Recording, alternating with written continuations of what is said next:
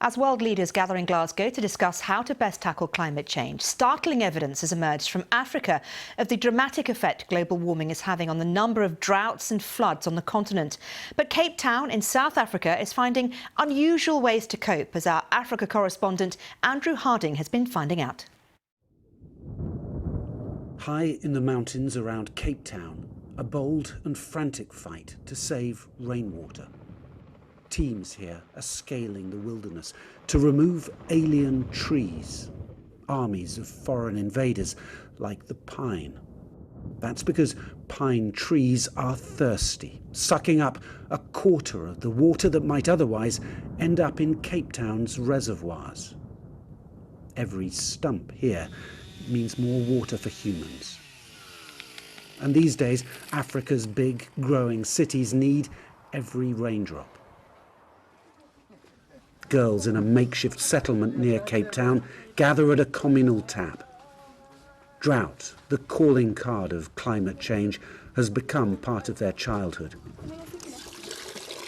It's not something that will happen in the future, it's something that is happening right now. So it makes me worried, frustrated. It makes me want to take stand and bring up change.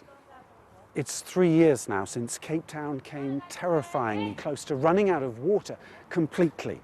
We were here then to report on the world's first big, modern city to face that threat. Back then, a devastating drought turned the city's reservoirs into dust bowls. The good news is that it shocked the authorities and the public into taking drastic action to slash their water usage. The thought of running out of water as a city was quite tragic and very scary. And the city did quite well in preaching the message of saving water, and we halved our water use. But Cape Town's successes are the exception here in South Africa. Not far from the city, the worst drought in more than a century is in full fury. Is it the worst you've ever seen? By far. Definitely by far. Man-made climate change blamed for these scenes in the Eastern Cape. In desperation, wild animals are coming to farms in search of food. But it's been 7 years with almost no rainfall. Farmers here, experts in scraping by, now trudge across their bone-dry pasture land and wonder if the game is up.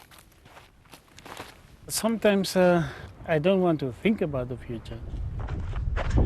If you see our animals now, I'm not thinking about tomorrow.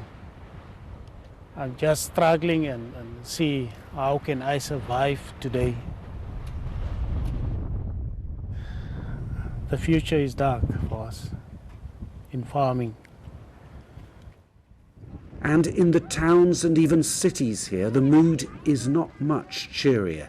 Frantic scenes when a charity brings a water truck to a settlement where the taps have been dry for months. But there is more to this than drought.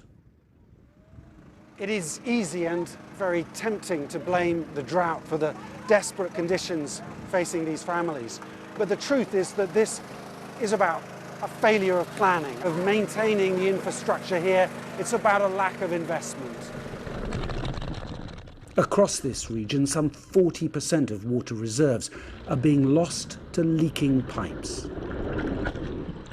That's down to mismanagement and corruption.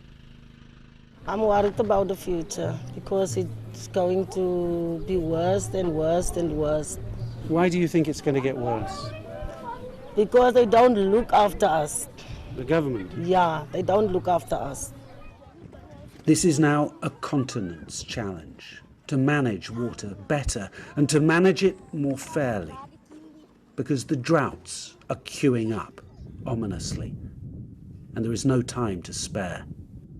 Andrew Harding, BBC News, South Africa.